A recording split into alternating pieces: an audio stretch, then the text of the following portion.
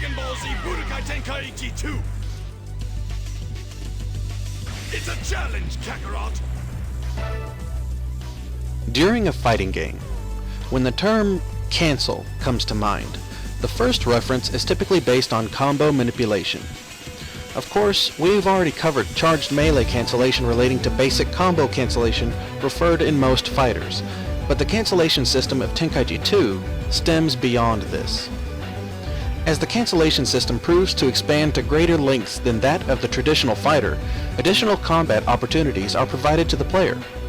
Therefore, a new level of skill potential is presented, for not only can a player cancel his or her combos via charged melee cancellation, but one may also incorporate cancellation into his or her movement.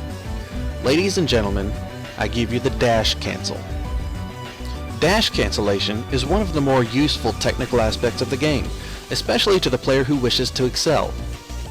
During dash mode, this technique allows the player to immediately transition into fighting stance instead of waiting for the stop animation. Additionally, this technique also increases the speed of directional change, allowing the player to move about the battlefield in a much more precise manner.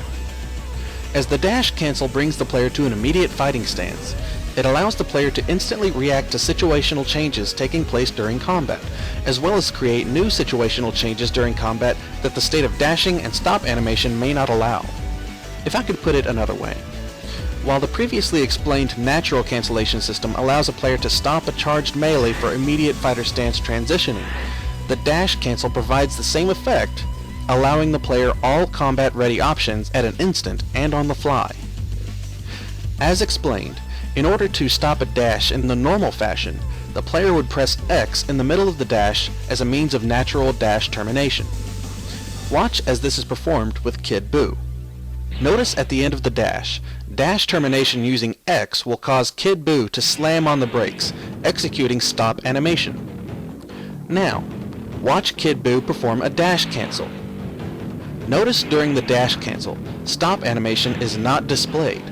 Kid Buu simply transitions into a fighter stance. This is performed by quickly tapping ascend or descend during the performance of a dash. For educational purposes, let us consider the following scenario in which a player can use dash cancellation to react to situational changes in battle pace. For this example, let us assume that the opponent is performing a rush attack while the player is in dash mode. When a player is already in dash mode, the options to deal with a rush attack are already limited. As we have discussed, a player can defend against a rush attack with a strong guard, which cannot be activated during dash mode. One can perform a dragon dash counter, which again cannot be performed during dash mode. One could perform a step-in evasion, which cannot be activated during dash mode. One could perform a super blast to counter the higher priority, which again cannot be performed during dash mode. And finally, one can perform the defensive teleport, which is the only defensive technique that one can use in this scenario while in dash mode. If, on the other hand, the player were to immediately cancel the dash, he or she would instantly be granted all defensive tactics, thus allowing all options to deal with the approaching rush attack. A side note, activating the strong guard may take too long, so it would be a good idea to discard that for this situation. As one may have guessed, dash cancellation does not only provide all defensive options to handle the opponent's incoming assault, but it also allows the player instant offensive options of his own. This alone transforms the dash from a severely limiting technique into one that provides access to all options, on the go. Now that we have established that the dash can be cancelled through ascension or descent, now we can experiment with the physics of the game and discover how cancellation can provide mechanical manipulation. It is through such perception that I find a close correlation to Super Smash Bros. Melee, in that, like the wave dash, we will now be looking for movement exploitation to impel the potential of the game. To understand the following, the player must have a basic understanding of inertia. An object at rest will stay at rest. An object in motion tends to stay in motion unless another force acts upon it. I personally believe that the creators did a wonderful job with this game, in that even in flight mode, gravity is still present and applying itself upon an object in motion. When a player initiates a dash, the amount of force that is required to propel the character forward creates a display of inertia. While this action may be directly related to the character's flight capability, the following is structured upon the laws of motion, that is, before we initiate exploitation. As a dash is created through the force of initiation, the force is carried through the rest of the action. Even if the dash is not cut short by natural dash termination or dash cancellation, the dash will eventually end with decreased velocity. If, however, the dash were cancelled before the end, inertia is displayed as the character continues to move in the direction the dash was carrying him, even while in fighting stance. The physical displacement after dash cancellation is known as the shift. The shift is one of the more malleable movements of the game, especially when considering the potential. As one would define the shift as the remaining force after dash cancellation, the inertia of the shift should act as one would expect, bringing the player's character to a slow halt. However, and this is where the fun begins, the player can also incorporate directional influence as an acting force upon the shift. In other words, while the dash itself is very difficult to manipulate via directional input, the exact opposite applies to the shift. Quite in fact, if one were inclined to do so, and one often is, one can perform a neutral dash and then cancel it while incorporating directional inputs to manipulate the shift, exhibiting a backward shift, completely contradicting the laws of motion. This shift can be directed forward, left, right, back, or any direction and at any time before the shift finds conclusion. To add emphasis on the potential of this technique, dash cancellation can be performed within the step-in barrier. For example, if I were to dash at my opponent and press R1 or R2 upon breaching the step-in barrier, this will not result with an ascension or descent hop, as explained in regards to the different levels of focal adherence. Instead, it will cancel the dash, allowing the player to manipulate the follow-up shift. This technique can be used in a variety of mind games, such as dashing at the opponent and shifting back out of the step-in barrier, presenting an aspect of zoning beyond what one might expect with traditional fighters. One might shift into super blast positioning at any instant. One might even use the shift for obtaining rear position if performed correctly, and with this, I will now bring to you a new maneuvering ability called the switch. The switch is a technique used to obtain rear positioning by means of shift manipulation. As the shift can only be activated by means of dash cancellation, one must initiate the technique from beyond the step-in barrier, as per the laws of focal adherence.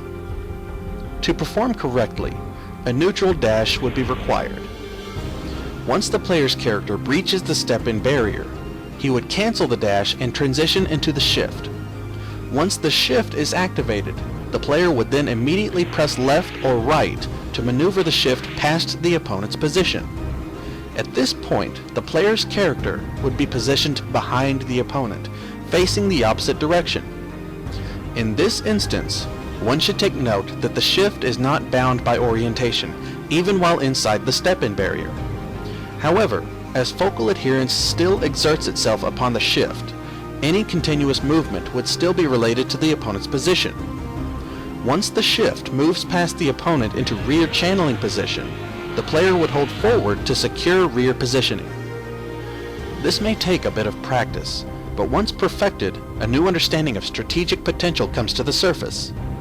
This brings to light a new concept of approaching the opponent, for one can use deceptive movement from the front relating to traditional zoning, but one can also use deception within a bigger scale of zoning, presented in the form of strafe zoning on the fly of a dash.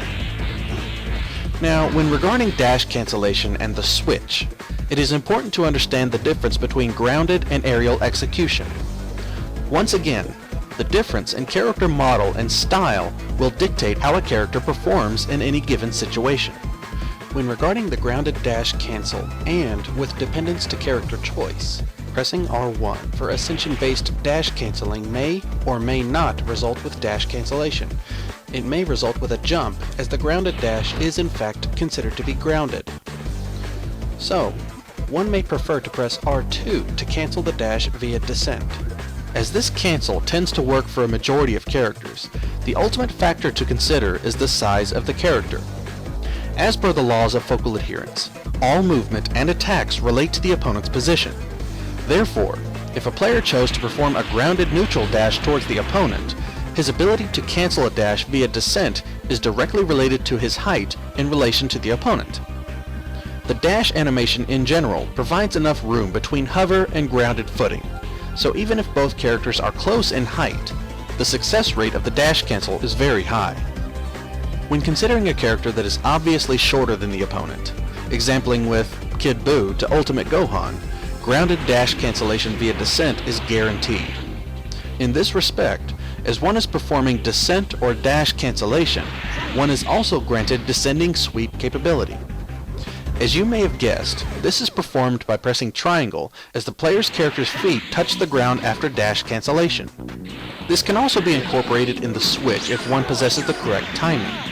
On the other hand, a taller player, such as legendary Super Saiyan Broly, would have a very difficult time canceling a dash against Goten, as Broly's grounded dash is still directed towards a target that does not allow enough room between dash and grounded footing for dash cancellation. Lastly, grounded side dashes typically cannot be cancelled via descent cancellation. While such rules of dash cancellation must be taken into consideration during ground movement, one may disregard such rules in aerial combat. Ascension and descent cancellation methods work fine, as the ground does not limit one's movement. This can also depict what type of opponent you're up against, for a player that chooses to fight in the air is choosing to eliminate jump attack capability to do so. Therefore, his technical mobility at this level may be above average and may reveal his value in movement exploitation. Now that we have established an understanding of basic cancellation, we will take this time to move on to other depths of maneuvering knowledge. So stay tuned for the next episode. This is ZeroAnnihilated, and you are watching Dragon Ball Z Budokai Tenkaichi 2 Evolution.